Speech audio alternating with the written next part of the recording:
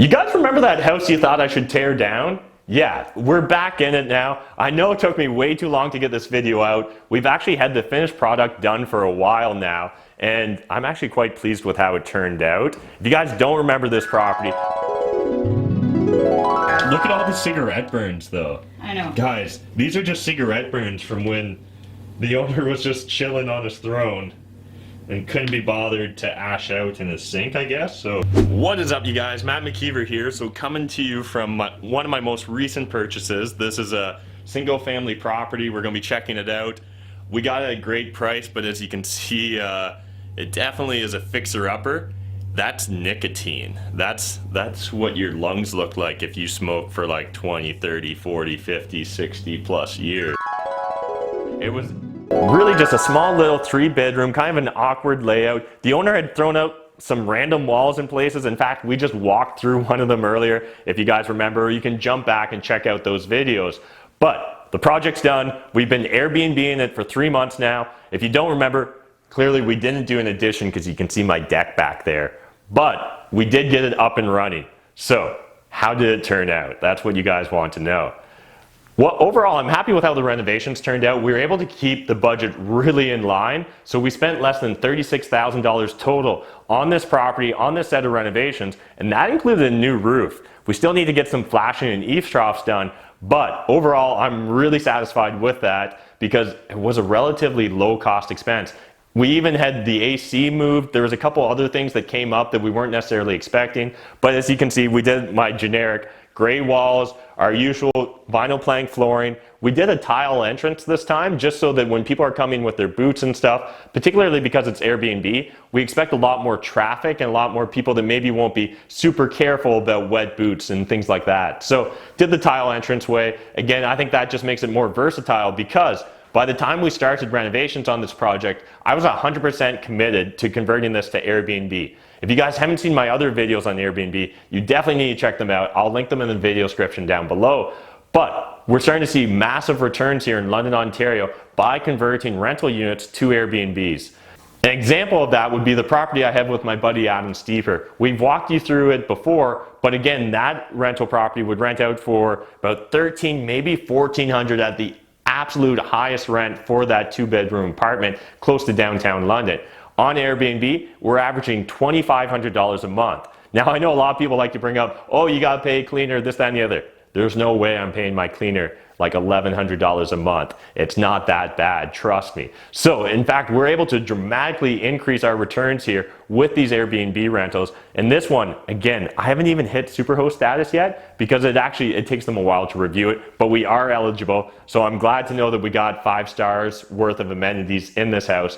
And we were able to build this house very specifically to an Airbnb use. And we also took that into consideration when buying our furniture. So a lot of the furniture here, we actually acquired used or gently used, whatever you want to call it, but dramatic financial savings with it. So that $36,000, that includes everything you see. It's all the renovations, it's all the furniture, it's all inclusive. I'm really proud of how this project turned out. Let's highlight some of the numbers. I know that that's what you guys actually clicked on this video for. So in our 3rd month of this, we hit over $1,700 a month in rents on Airbnb. A 3-bedroom, 1-bath house in this neighborhood would probably rent for about $1,500 a month. So right now, we're just starting to surpass the rents we would get if we were to just turn this into a normal house. But there's a lot of upside still here. Like I said, we haven't hit Superhost status yet. And the only reason is they're still reviewing it. But once you hit Superhost status, then you're going to get higher up in the rankings. You're likely going to get more bookings and kind of a snowball effect occurs. And I'm really glad that I started Airbnb when I did because now we're starting to get a lot of other gurus out there talking about it. You guys know who Tai Lopez is, right? He's constantly pushing these short-term vacation rental ideas and concepts now. He's also pushing re-rentals. But if you guys remember who mentioned it first, we actually mentioned it before Grant Cardone's 10X conference, and that's really when Tai Lopez started hitting it hard, was at 10X. All right, so I'm pulling up the email summary right now of this project. Let's get a little bit deeper into the numbers. So our total expenses were $39,963.61. But we had a $4,550 rebate because we were able to just squeak in on that energy savings rebate program. I'm not the one that managed it, but thankfully my project manager on this did. So our actual total cost, including all furniture, was $35,413.61. Now, the YouTube algorithm really wants me to keep these videos brief and tight, so I'm not going to dive super deep into the numbers, but talked it over with everyone and we decided we're going to make a separate case study on this. Stay tuned to the end of the video and you'll find out how you can get free access to that case study. But let's actually just check out the property a bit more and I can show you around and we'll discuss some of the design choices and some of the furniture choices. So here we are in the master bedroom. As you can see, it's kind of bare and basic, but a lot of people are going to be very satisfied with this with Airbnb. If you guys remember, we actually have the Factory, which is a big amusement park for young children, for parents, for families. It's just a great place. It's got Canada's largest, second largest, I should say, indoor trampoline park, Canada's largest indoor zip line, and eventually it's going to have all sorts of other amazing amenities. But we really took that into consideration because we tried to figure out who is our profile of average tenant, what are they going to want, and what are they looking for in Airbnb. So a lot of people that are going to come to this Airbnb, they're likely going to hit up the Factory, and they're likely going to be a family. So you're going to want a queen-size bed in your master bedroom, and you're going to want lots of other sleeping options as well. So we'll actually dive into that in those other bedrooms, but you can see just a nice little nightstand here, nothing too flashy. We got a little lamp, we got, I guess this would be a little bench. My contractor was actually supposed to originally build in a built-in bench, but he kind of screwed off halfway through the project, so this will have to do. But again, the great thing is, while a normal tenant might penalize me on that, an Airbnb tenant isn't going to really take that into consideration. Their main focus with this is to be out there traveling, experiencing our city most likely, so they're not going to be too worried about the minor tiny details in this unit. In fact, again, like I mentioned, this is my first time coming into this property since essentially renovations really got underway, and then I just left it with my project manager. There's a few tiny details that I'm not overly proud or happy with, and I'm probably not even going to show you guys because you're just going to bust my balls for it. But the great thing is, no one's busting my balls on Airbnb about it. We're still getting five-star ratings all the time, and I love it. So while our cameraman trips over the couch, that's actually a pull-out futon, and that's one of the things I was talking about, that you're really going to want to be able to maximize your bed count because it lets you maximize your rent on Airbnb because you can charge an extra fee for each additional person that comes into the unit. I think we have it set right now about $25 a night. So if Peter was going to sleep on this futon, I'd charge him 25 bucks for the night in addition to the regular fees for this Airbnb. Now we got a bunk bed because like I mentioned, this is really close to the Factory. It's going to bring a lot of families. It's going to bring a lot of young children. So we want to maximize the space they have available for, you know, their kids to sleep in. So we got top bunk, we got lower bunk, and we got just some little references to pop culture. We got some Spider-Man posters up. And again, we actually bought them just used on Facebook Marketplace.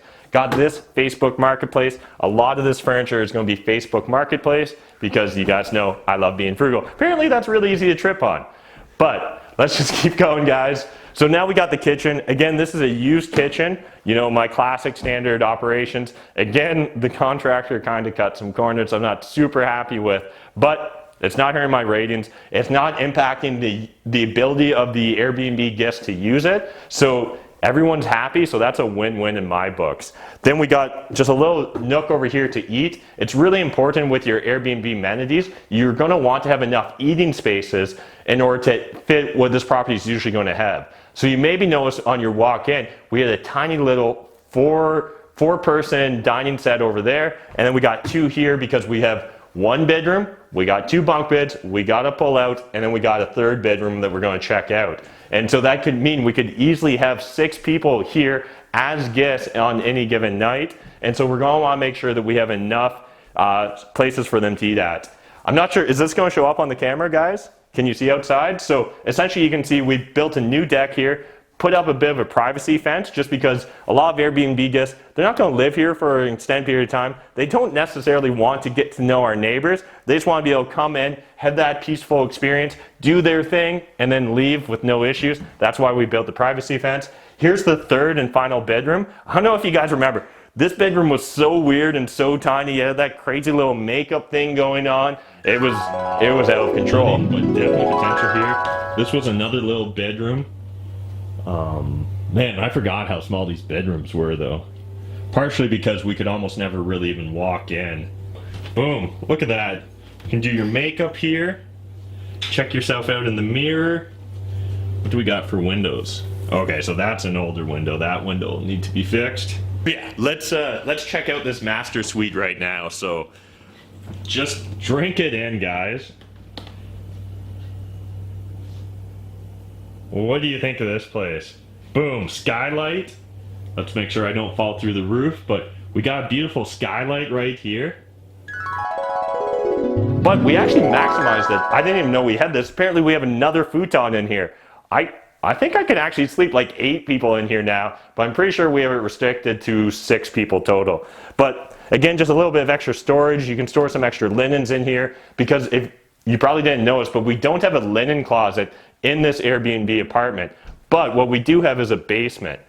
And so behind Peter here, I'm just going to show real quickly. You can see we have a punch code here, and we have the basement locked off. Down there is laundry, so that our cleaner can come, change the laundry, start a load, and then just kind of lock and secure it. That way, like, we don't have random Airbnb guests going downstairs. It's not very tidy, it's not very clean. We don't want to necessarily bring a lot of attention to it. One other thing I do want to point out, if you guys remember my previous videos on Airbnb with my good buddy Phil Weibel, who's one of our Airbnb master course teachers, he always recommends the August lock. So we actually have the August lock on the front door. I had never used it before. I just downloaded the app today, and it was literally, once I got the app on my phone and working, it was one tap to unlock that door, get into the unit.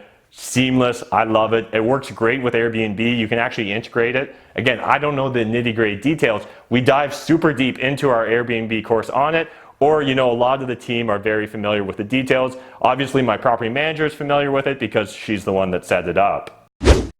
All right, so I promised you guys there'd be an opportunity to get a free case study on this.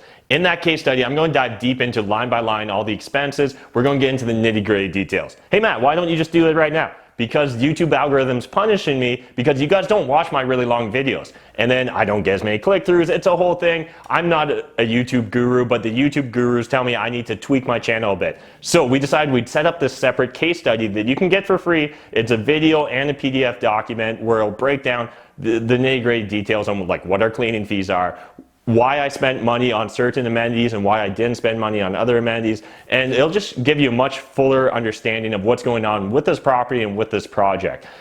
So I set up a ClickFunnels. Yeah, I know I'm probably going to get some heat on it, but it's a free ClickFunnels, and I want to learn about ClickFunnels. Now, I'm aware there's a lot of you that are online entrepreneurs or aspiring online entrepreneurs, so I'm sure you've done a lot of studying on ClickFunnels. You probably know who Russell Brunson is, you know who Ryan Dice is. So I'd love it if you guys literally sign up for my case study, sign up for my ClickFunnels and tear it apart. And that way maybe I can learn something, and you'll learn a lot more about what we're doing with Airbnb. And if you guys want to find out even more about what we're doing with Airbnb, I actually have a mastermind class coming up, a mastermind weekend at the mansion. Remember that place I live? Peter, the cameraman that's shooting this right now, he lives there too. Where we're going to break down exactly how to become an Airbnb host, how to make sure you get that superhost status, and how to maximize your returns. At the end of the day, the reason all of us got into real estate investing was we want to maximize our financial returns.